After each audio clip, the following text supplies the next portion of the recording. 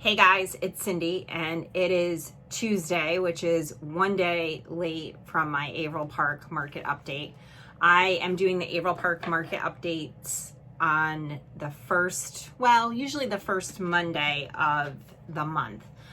Decided that once a week was too much because we don't have enough inventory to be able to do that.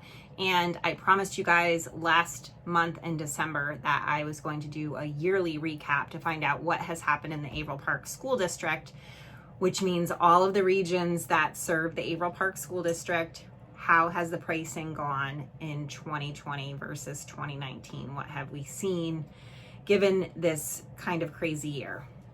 So, I don't know about you guys, but there's a bunch of COVID cases going on, and I am trying to get back on track with my health and deciding that I shouldn't have cookies or wine anymore as much.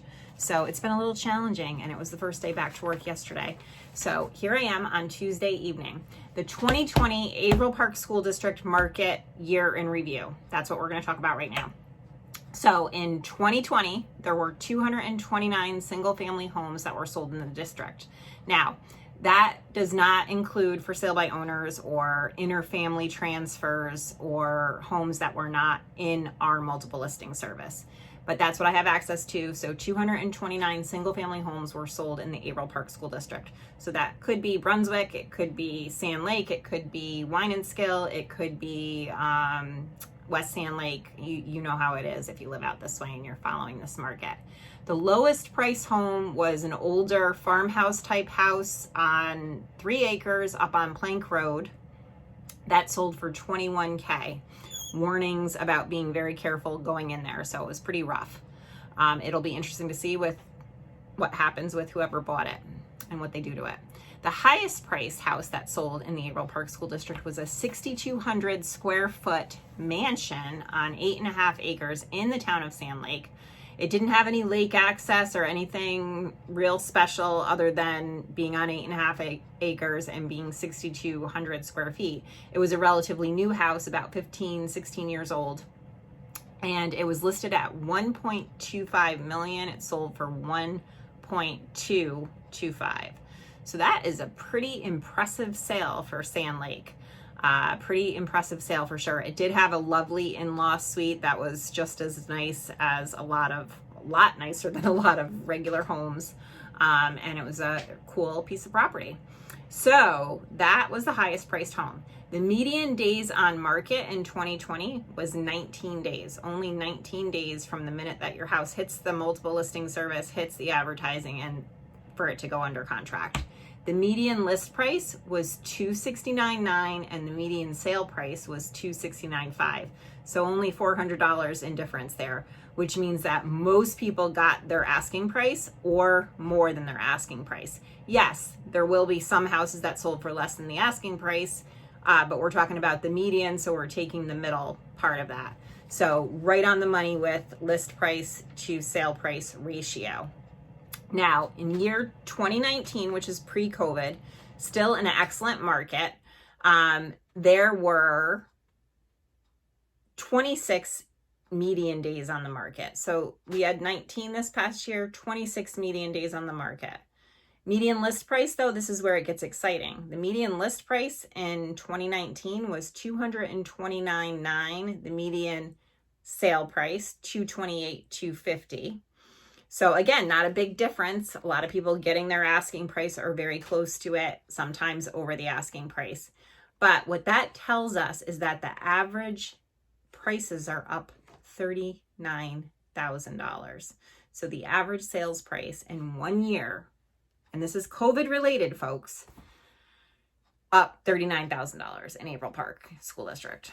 Single family homes. Okay. I didn't weed out new construction in this time because I just wanted to see the full synopsis of what happened in the 2 years. So that is a significant price increase. I think it's somewhere along 18%. I had Penny do that for me, but I didn't write it down.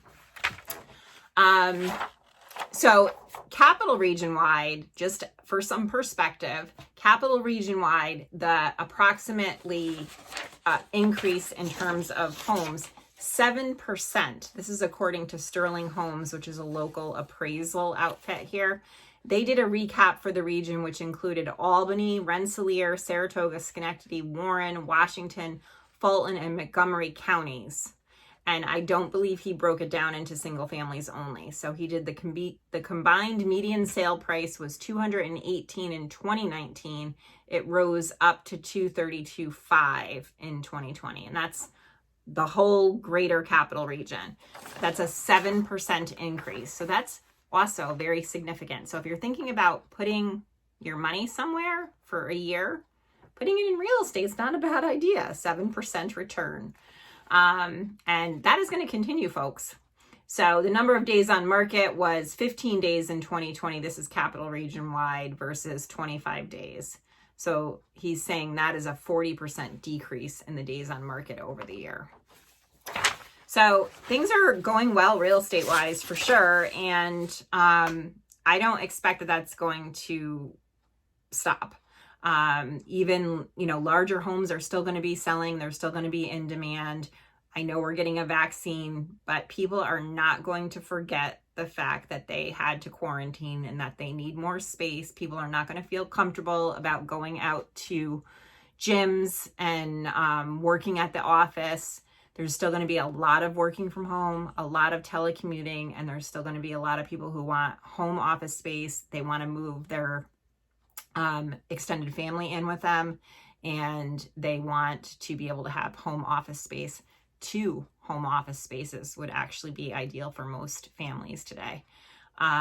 So that's the news, folks. It's definitely a good time to be thinking about putting your house on the market.